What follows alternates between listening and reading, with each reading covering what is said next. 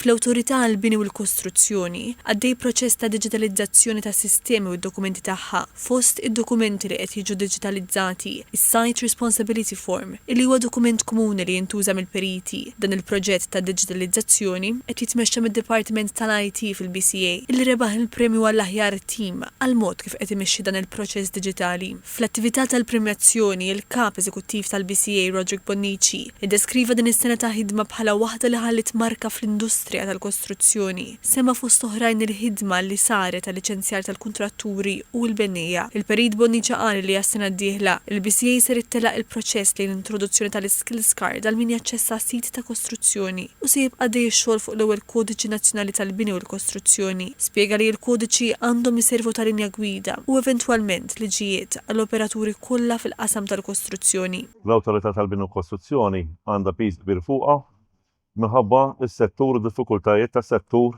u li hu. Għaldaqstant billi il-pis kollu jinqasam fuq il-ħaddiema kollha ta' livelli differenti u karigi differenti, eventwalment is-settur ħemx il-qudiem, l-awtorità tkun aktar effiċjenti u l-poplu minn barra ħejqed aħjar.